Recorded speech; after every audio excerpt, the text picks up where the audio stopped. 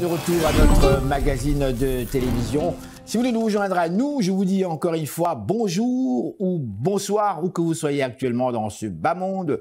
Nous mettons le cap aujourd'hui sur la République démocratique du Congo. Nous rencontrons entre autres la diaspora congolaise. Vous avez déjà eu l'occasion dans les émissions précédentes de suivre justement cette diaspora. Aujourd'hui, nous recevons un grand monsieur, c'est un Montréalais, qui a fait ses études ici même au Canada et qui a également travaillé pendant de très nombreuses années. Il a fait entre autres les hautes études commerciales. Monsieur Jean Gankoy, ce n'est pas n'importe qui, il est avec nous à l'émission aujourd'hui. Bonjour Monsieur Jean Gankoy, comment ça va? Bonjour Henri, merci beaucoup de m'avoir accordé encore cette opportunité. C'est toujours un plaisir de passer à votre émission. Dites-moi, qui est Jean Gankoy? Vous êtes en fait québécois, vous êtes également congolais. Qui êtes-vous? Bon, je suis citoyen du monde, je suis congolais, je suis québécois, je vis au Canada et je suis fonctionnaire. Sur le plan académique du public, évidemment, nous sommes habitués, je vous ai présenté naturellement. Je vous ai présenté naturellement. Vous avez fait en fait une partie de vos études universitaires ici. Bien sûr, j'ai commencé au Congo où j'ai fait, mettons, un master en économie, option commerce international.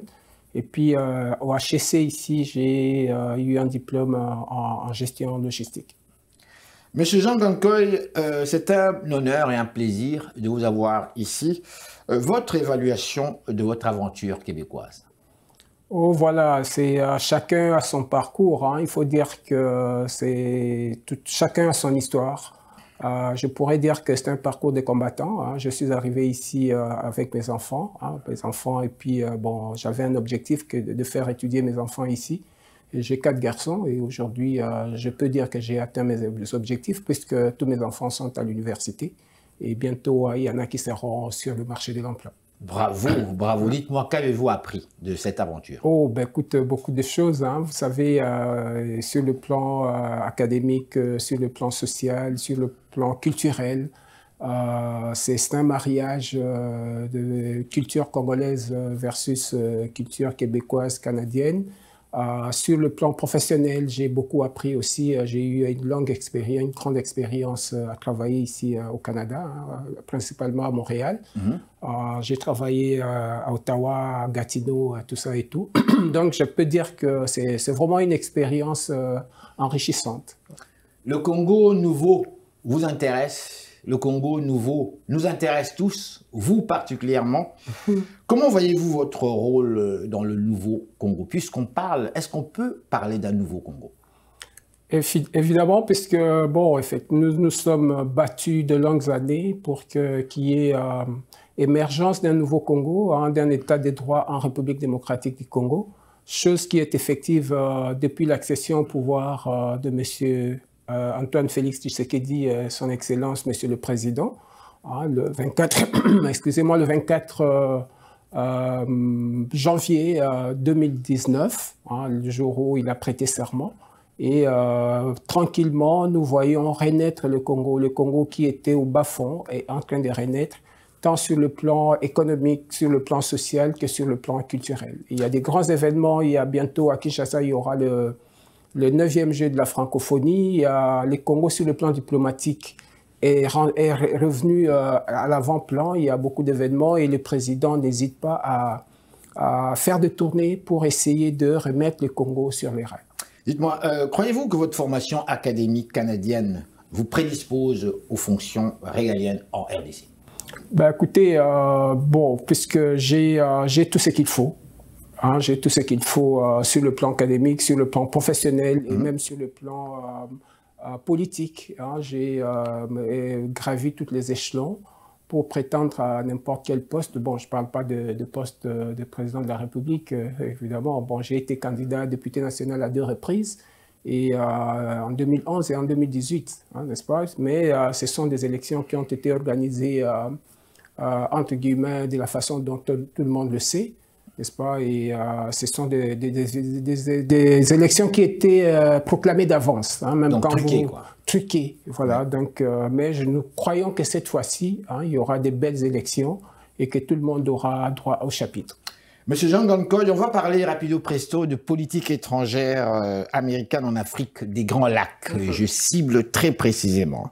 Et je cite une phrase ici. Alors que je me prépare à quitter. Et ça, c'est la phrase de Mike, qui s'est surnommé Nzita, entre parenthèses. L'ambassadeur américain. L'ambassadeur des États-Unis d'Amérique qui quitte son poste diplomatique donc à Kinshasa après avoir séjourné 4 années de mission très mouvementée en RDC. D'après les experts sur la politique congolaise, Mike Nzita Hammer semble être l'architecte du changement politique sans effusion de sang en RDC. Non seulement il a transigé avec Joseph Kabila, il a également vécu le changement politique qu'il aurait provoqué, semblerait-il, sinon insufflé, sous le président Biden, en fait Trump et Biden en RDC. Est-ce que c'est vrai ou faux selon vous? Bon, il faut dire que M. Mike Hammer, l'ancien ambassadeur américain en République démocratique du Congo, était un acteur majeur dans tout ce qui s'était passé sur le plan politique en République démocratique du Congo. Et comme vous savez, un ambassadeur américain, même ici au Canada, c'est pas rien. C'est-à-dire qu'ils ont toujours un mot à dire. Ici, on dit que Monsieur Mike Hammer a eu une influence, ou il a eu un rôle, un grand rôle, de premier plan à jouer sur ce qui s'est passé en République démocratique du Congo, je n'en doute pas. Parce que c'était quand même le diplomate sur place. Absolument, c'est lui. Il suivait de près même. Il suivait de près et il n'est pas seul. Il y a eu, il y a les ambassadeurs de l'Union européenne aussi, même des États de l'Afrique. Qui chacun à son niveau a joué un certain rôle pour essayer de faire comprendre à M. Kabila qu'il était temps qu'il cède la place. M. Jean Gankoy, ceci dit, quelle est votre évaluation de la politique étrangère américaine dans la région des Grands Lacs et plus particulièrement en RDC? Bon, il faut dire que la politique américaine, partout où elle est utilisée, privilégie les intérêts américains. Donc ça c'est sûr, même en République démocratique du Congo, c'est pas pour les beaux yeux du peuple congolais que les Américains font ce qu'ils font au Congo. C'est pour privilégier, assurer d'abord les intérêts américains. Donc la République démocratique du Congo aujourd'hui est au centre des enjeux majeurs. C'est comme on est sur la croisée des chemins, où ça casse, où ça marche. Que ce soit pour les Américains, pour les Canadiens, pour les Français, les Belges, tout le monde, tous ceux qui sont au Congo, qui ont des intérêts, un quelconque intérêt pour le Congo, et ils regardent d'abord leurs propres intérêts. Mais aujourd'hui, je crois qu'il est temps qu'on regarde aussi les intérêts des Congolais. Justement, je vous pose cette question parce qu'on parle toujours d'évaluation de la politique américaine. Et ma question suivante c'est, est-ce que c'est la même politique qu'on avait appelée la politique du big stick, la politique du gros bâton, depuis 60 d'ailleurs à ce jour, où le partenaire zaïrois de l'époque, congolais aujourd'hui, avait pour principale tâche de contrer la montée du communisme en Afrique centrale, entre autres Mobutu, je le cite ici. Qu'est-ce qui a changé, selon vous, dans cette politique aujourd'hui? Bon, vous savez, il y a plein de choses qui ont changé depuis l'écroulement du bloc soviétique, n'est-ce pas? Il y a eu la perestroïka, et puis il y a eu pratiquement le bloc soviétique n'existe plus. Donc, il y a une hégémonie américaine sur le plan international. Donc ça, tout le monde le sait. Et puis, la politique américaine en Afrique centrale, c'est principal. Les Américains n'ont pas beaucoup d'intérêt en Afrique centrale. C'est maintenant qu'ils essaient de revenir, principalement en République démocratique du Congo. C'est-à-dire qu'ils avaient laissé les Chinois prendre de l'avance, les Russes s'y mixer, se faufiler entre les doigts. Finalement, il y a une présence russe, il y a une présence chinoise marquée en République démocratique du Congo, même en Afrique. Vous comprenez? C'est maintenant que les Américains essayent de revenir pour reprendre de la main. Et vous savez, les Américains, quand ils veulent quelque chose, ils font tout pour l'obtenir. Donc, actuellement, ce qui se passe en Afrique centrale, en Afrique, au Congo, c'est que les Américains ont compris que, avec la politique comme de Donald Trump, par exemple, qui n'avait aucun intérêt, lui, c'était l'Amérique ou rien pour les Américains. Ce qui se passait à l'extérieur, ce n'était pas son affaire, n'est-ce pas? Mais avec l'arrivée de Biden, on sent maintenant qu'il y a encore un intérêt des Américains qui essayent de reprendre de la main, pas seulement au Congo, mais partout en Afrique.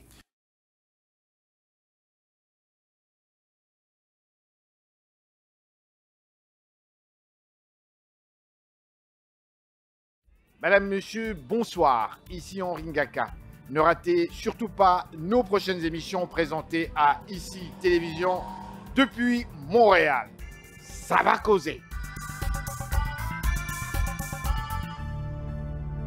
Monsieur Jean Gankoy, on va maintenant parler de changement en République démocratique du Congo. Depuis l'arrivée de son Excellence, le président Félix-Antoine Tshisekedi, surnommé Fachi Béton à ce jour, j'aimerais connaître votre évaluation du nouveau régime. Je vais dire que, bon, effectivement, mon point de vue sera peut-être partisan, parce que je suis membre du même parti politique que Monsieur le Président de la République. Votre point de vue peut être partisan, mais il reste quand même objectif. Mais il est objectif. Je serai vraiment objectif. Il faut dire que les Congos étaient dans un trou profond. Quand, à l'accession de Monsieur Félix-Antoine Tshisekedi au pouvoir, les Congos étaient dans un trou noir. Concrètement, pour permettre à notre public de bien vous saisir, lorsque vous dites un trou noir, que voulez-vous dire exactement? Sur le plan des droits humains, sur le plan économique, sur le plan social, rien n'est marché au Congo. N'est-ce pas? Je peux prendre un exemple banal. Sur le plan des droits humains, nous avons ce qu'on appelle les enfants de la rue, les Chégués, n'est-ce pas? À l'époque de M. Kabila, on prenait ces jeunes gens, on les tuait pratiquement, on les pourchassait, on les tuait, n'est-ce pas? Mais maintenant, à l'arrivée de son Excellence Félix-Antoine Tshisekedi au pouvoir, on les récupère, on les réinsère. Ils sont maintenant au Katanga, dans des champs de maïs, ils apprennent la menuiserie, tout ça. Finalement, ils deviennent des bâtisseurs, au lieu d'être des criminels. Vous comprenez? Donc ça c'est un exemple banal, mais ça veut tout dire. Sur le plan économique, vous suivez des procès, tout ce qui se passe comme procès au Congo, n'est-ce pas, des détournements qui ont eu lieu à l'époque, pendant les 18 ans de règne de M. Kabila au pouvoir. Si vous suivez ça, si vous êtes au Congo et vous avez accès à ces dossiers-là, vous pleurez, vous avez envie de pleurer, puisque c'était un gaspillage, c'était un pillage systématique de ressources. On laissait les Congolais eux-mêmes qui travaillaient avec M. Kabila piller les richesses du pays, et ils laissaient les voisins, la communauté internationale, les multinationales piller comme ils veulent. Comment expliquez-vous ça? Comprenez? Comment expliquer cela? Le Congo était un non-État, tout simplement. C'est-à-dire qu'il faut aller à la source pour comprendre comment on est arrivé là. M. Kabila est arrivé au pouvoir dans la poche d'une rébellion qu'on a appelée l'Alliance des forces démocratiques de libération du Congo, vers les années 97, n'est-ce pas? Ils arrivent au Congo, mais aidés par les Rwandais, les Burundais, les Érythréens, les Angolais, tout ça. Toute une marmaille pour faire partir Mobutu. D'accord. Ils arrivent au pouvoir, c'est Laurent Désiré Kabila qui prend le pouvoir, n'est-ce pas? Mais il prend le pouvoir avec tous ces gens-là, n'est-ce pas? Et la conséquence, c'est qu'on a eu des Rwandais, des Burundais, des Ougandais, tout ça, qui ont été propulsés à l'avant-scène, à des postes stratégiques politiques au Congo, en RDC. Je peux prendre un exemple simple. À l'armée, par exemple, nous avons eu M. James Kabarebe, Rwandais de son État, qui était le chef d'état-major général de l'armée congolaise. Commandant en chef du force. Le commandant en chef. Enfin, le commandant en chef, c'est les chefs de l'État. Mais les commandants, les chefs d'état-major, pendant des années. Donc, à ce moment-là, il y a eu infiltration des officiers rwandais dans les postes de commandement de l'armée. Et ça, ce n'était pas seulement dans l'armée, même sur le plan de la gestion de la chose publique, on les a eus au gouvernement, à l'Assemblée nationale, dans les entreprises publiques et partout. Est-ce que c'est toujours le cas aujourd'hui? Bon, aujourd'hui, ça s'est un peu aménusé. Il y a un travail de fond qui est en train de se faire. Évidemment, ils sont plus, on les retrouve plus nombreux. Bon, je ne sais pas, il y a peut-être quelques têtes qui se cachent derrière la nationalité congolaise, quand bien même on sait qu'ils ne le sont vraiment pas. Mais dans l'armée, ils sont encore nombreux. Au gouvernement, peut-être un peu moins. Dans les entreprises publiques et au Parlement, encore un peu moins. Mais ils sont encore, le système est encore présent. C'est un système qui était vraiment enraciné et on s'emploie maintenant pour l'éradiquer. Donc, on peut dire que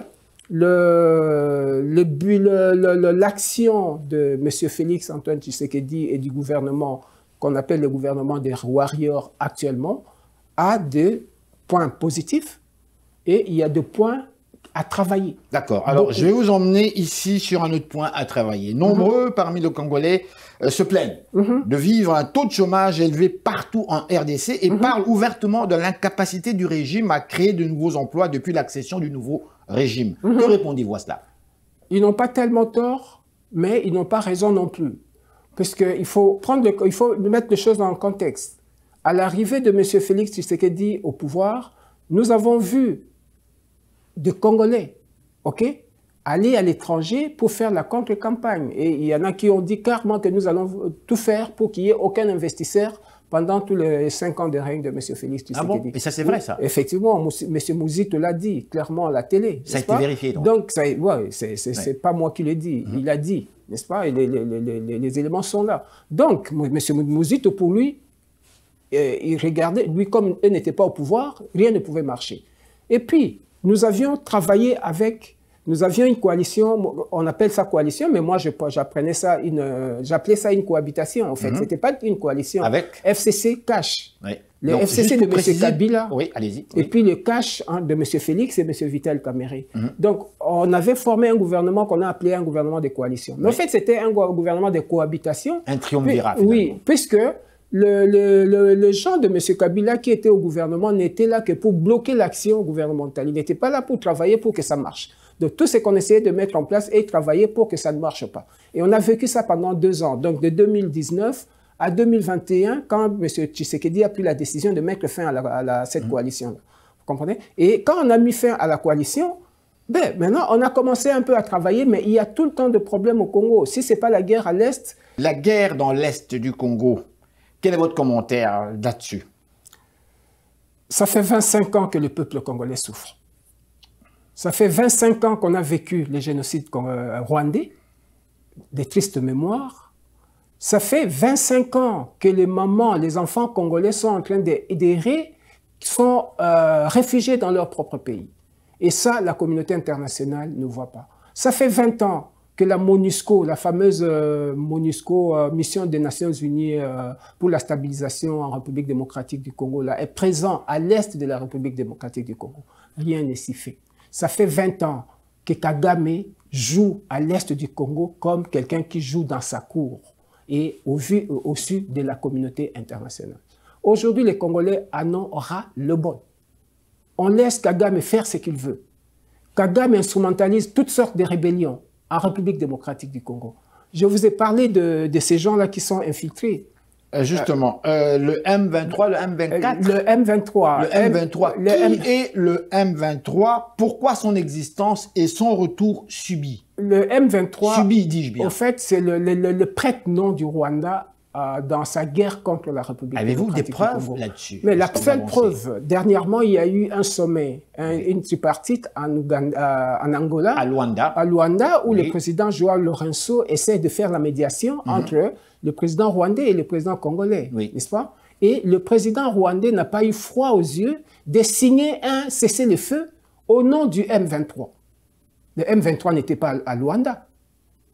Puisque nous accusons, le président congolais accuse clairement le Rwanda d'attaquer le Congo via le M23, n'est-ce pas? Mais ils vont à Luanda avec le président rwandais et lui, il est d'accord qu'il y ait un cessez-le-feu, il signe qu'il y ait un cessez-le-feu avec le M23. Mais si lui n'est pas parrain du M23, à quel titre il a signé le cessez-le-feu? À cette émission, nous invitons également, je m'adresse à vous, madame, messieurs, les ambassadeurs, l'ambassadeur du Rwanda au Canada, ainsi que leurs représentants de venir nous rencontrer pour justement discuter de cette question à l'émission. Ce sera avec grand plaisir. J'aimerais que vous organisiez un débat. L'invitation est déjà lancée ici. Maintenant, je pose ma question ici. Vous nous parliez du M23, qui est ce mouvement, en fait, de rebelles, que certains qualifient de terroristes comme tel. On se pose la question, comment se fait-il que ce mouvement qui profite du semblant du désordre international dans cette crise militaire, aux allures internationales, qui semble souffler les odeurs, en fait, nauséabondes d'une troisième guerre apocalyptique mondiale, dans le but avoué et connu des spécialistes de s'emparer de l'Est du Congo, exactement comme c'est le cas actuellement avec l'Ukraine, donc la Russie avec carrément l'Ukraine, pour envahir militairement et établir un nouvel État indépendant dans l'Est du Congo, voisin du Rwanda Burundi, de l'Ouganda. On aimerait connaître vos commentaires sur justement cette affirmation.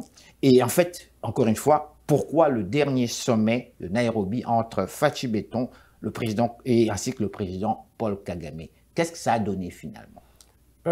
Ceux qui suivent la politique internationale savent que l'Est de la République démocratique du Congo est une région qui est hyper riche en matières premières. Donc on parle ici de coltan, on parle de cuivre, de diamants, de or, de tout ce qu'il y a comme minerai. Il y a tout dans cette partie-là. Vous comprenez? Et il y a une tendance expansionniste du Rwanda. Vous savez que le Rwanda, c'est un tout petit pays, même la ville de Kinshasa, je crois que c'est la population de Kinshasa, c'est, je ne sais pas, 10 fois la population du Rwanda, n'est-ce pas? Donc, l'objectif de Kagame, c'est s'emparer d'une partie de l'Est de la République démocratique du Congo, le Kivu, n'est-ce pas? Donc, mais il est aidé par certains pays occidentaux, n'est-ce pas? Lesquels? Ben, je peux citer dernièrement, je ne sais pas, il y a tous ceux qui ont des entreprises de multinationales au Congo, là.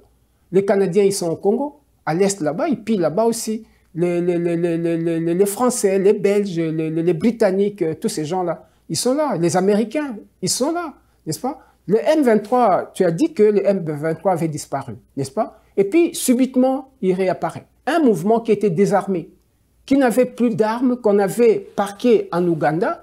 Du coup, paf, on se réveille un matin, ils ont, même dernièrement, la représentante du secrétaire général des Nations Unies à Kinshasa, à la MONUSCO, madame, qui ça, elle s'appelle Bita, je ne sais pas comment elle s'appelle là. Cette dame-là a dit que la force de feu du M23, ce n'est pas une rébellion, c'est comme une armée régulière.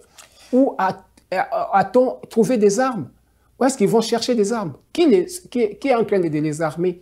Si ce n'est que le Rwanda et l'Ouganda. Ce sont des soupçons finalement. Non, ce ne sont pas des soupçons. Vous avez des preuves à la mais bien sûr, puisque quand il y a eu des affrontements, il y a des militaires rwandais qui sont morts.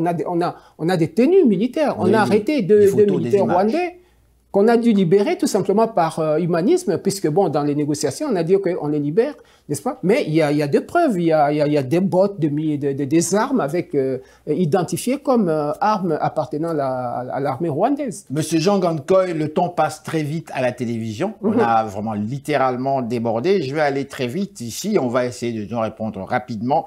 Les élections présidentielles en RDC, c'est l'année prochaine, 2023.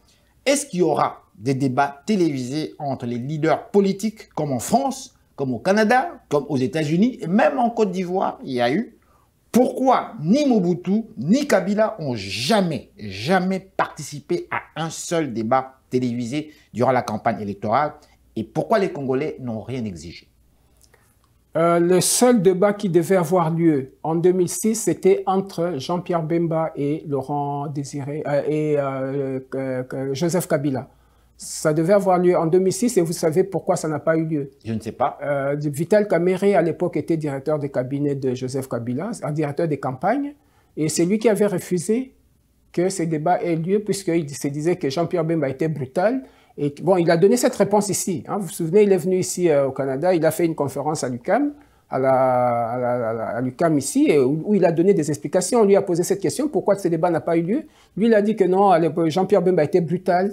Et il pouvait facilement gifler Joseph Kabila. Gifler Joseph Kabila durant le débat? C'était l'argument qu'il avait avancé. Vous êtes d'accord avec ça? Non, c'était un faux fuyant. Nous savons que c'était un faux fuyant, mais avec Félix Tshisekedi, le jeu est démocratique. Maintenant, il y a une nouvelle CENI. Hein, la centrale électorale est en train de travailler. Et on va faire en sorte qu'il y ait de bonnes élections où tout le monde aura la même chance. Donc, si il faut qu'il y ait un débat, il y en aura. Dites-moi, comptez-vous jouer un rôle politique, vous personnellement, oui ou non? Ben, écoutez, je suis en plein dans la politique, donc ne pas jouer un rôle, bon, non, ça va. Alors c'est oui, pourquoi? Comment? C'est oui, pourquoi? Ben, c'est tout simplement puisque je sais que j'ai un rôle, j'ai des choses à apporter dans ces pays-là, je dois apporter ma main à la pâte. Dites-moi, est-ce que vous encouragez la diaspora congolaise qui vous suit actuellement et qui vous regarde attentivement à suivre votre exemple en réalisant des projets en RDC? Ah oui. Au Congo, tout est à faire et tout est à refaire. Hein, vous comprenez, puisque tout était presque à l'arrêt et il y a beaucoup à faire. Hein, donc, j'invite la diaspora congolaise du Canada, que ce soit de Montréal, de Ottawa, de toutes les villes, à ne pas hésiter un seul instant. Je sais que, bon, c'est encore un peu lourd, mais s'il y a des gens qui ont des projets sérieux, il ne faut pas aller là-bas pour chercher à faire des photos avec le président de la République et venir les brandir dans les réseaux sociaux, mais on veut des gens qui sont sérieux et qui partent là-bas avec des projets à impact visible. Nous avons eu à l'émission ici la présidente de la communauté congolaise qui a invoqué ici le piège de l'immigrant. Je pense que nos téléspectateurs ont eu l'occasion d'ailleurs de la suivre. Selon Maître Magui de la COCOM, dites-moi, quelle est votre vision justement en fait par rapport à cela? Est-ce que ce n'est pas se contredire? Parce que dans son cas, elle, quand elle parle des pièges de en fait, l'immigrant, on va prioriser plus la vie ici au Canada. On va plus sa réalité ici que celle de l'Afrique qui est très lointaine. L'Afrique ne sera jamais lointaine. Hein. Vous savez, on est des immigrants. On est tous des immigrants et nous sommes une nouvelle immigration, n'est-ce pas? Prenez l'exemple des Haïtiens. Les Haïtiens, c'est une très vieille immigration. Mais je crois que les Haïtiens, même ici, ils sont organisés pour essayer d'aider que leur pays parte de l'avant. Les Haïtiens sont tous amoureux de leur pays. Absolument, absolument. Haïti chéri. Maintenant, il y a des Ukrainiens qui arrivent ici, n'est-ce pas? Mais si vous suivez dans 10 ans, vous allez voir que ces Ukrainiens-là, ils vont tout faire pour que la situation redevienne normale en Ukraine. Tant que ce n'est pas stabilisé en Ukraine, ils ne seront pas tranquilles. Vous prenez les Juifs, les Israéliens, ils étaient en exil, mais ils ont tout fait. Ils continuent à se battre jusqu'à aujourd'hui pour qu'il y ait une stabilité chez eux. Les Palestiniens, pareil. Donc, les Congolais ne vont pas faire exception. Dire qu'on va privilégier d'abord sa vie ici, c'est comme faire une politique d'autruche, prendre sa tête et le mettre sous la sable pendant que pendant que tous les corps est dehors, tant qu'il n'y aura pas de stabilité en République démocratique du Congo. Puisque qu'est-ce qui se passe exactement? Moi, je suis ici maintenant, n'est-ce pas? J'ai mon travail, je peux aller travailler, j'ai ma vie, j'ai ma famille, j'ai un salaire, j'ai pas de problème pour manger, tout ça et tout. Mais le matin, quand je me réveille, j'ai 1000 messages sur mon téléphone. Ok, des gens qui n'ont pas mangé, des gens qui ont des problèmes de minéral d'enfants, mais qui viennent du Congo, bien sûr. Ok, donc je dois résoudre tous ces problèmes-là. Mais je ne vais pas passer toute ma vie à résoudre des problèmes à partir d'ici. S'il faut que je m'implique pour qu'il y ait une solution à la source. Donc, il faut attaquer le mal à la source. Donc, il faut s'impliquer pour qu'il y ait une normalisation de la vie économique, socio-politique en République démocratique. Le croyez-vous sincèrement ou bien ce que vous rêvez? Moi, je crois. Puisqu'avec le président Félix, nous voyons la tendance. Je crois qu'on est sur la bonne voie. Et dans 10 ans, peut-être qu'on parlera un autre langage. Et voilà. Monsieur Jean Gankoy, merci infiniment de nous avoir accordé de votre temps. Je vais vous souhaiter bonne chance. Je sais que vous serez élu avec l'élocution que vous avez, la personnalité, tiens, je vous flatte. Merci infiniment. Merci beaucoup, Henri. Merci à vous, chers auditeurs, vous qui nous avez suivis. J'espère qu'on aura encore l'occasion, avec l'invitation de M. Henri aux autres acteurs politiques africains qui sont présents ici. On aimerait avoir un débat contradictoire sur des sujets d'actualité qui se passe dans nos pays. Et pour moi, j'attends toujours mon interview avec Fachi Béton en personne. Oh oui, effectivement. Je lui lance l'invitation d'ailleurs. Absolument. J'espère qu'il va bien suivre cette émission et qu'il se fera un réel plaisir. S'il faut qu'il y ait toute l'équipe de Ici Télévision qui se déplace pour la République démocratique du Congo pour avoir cette interview-là avec lui, ce serait une très bonne chose. D'ailleurs, vous étiez présent, vous avez couvert les galas de levée des fonds que nous avons organisés ici, où lui-même était présent, c'est vous qui l'avez couvert. Donc, vous avez aussi joué un rôle pour qu'il accède à la magistrature suprême. Et ça, c'est à votre honneur. Mon Dieu, merci infiniment. Merci beaucoup, monsieur Jean Gankoy. Alors voilà, madame, monsieur, restez là. Nous sommes de retour tout de suite après ces réclames publicitaires.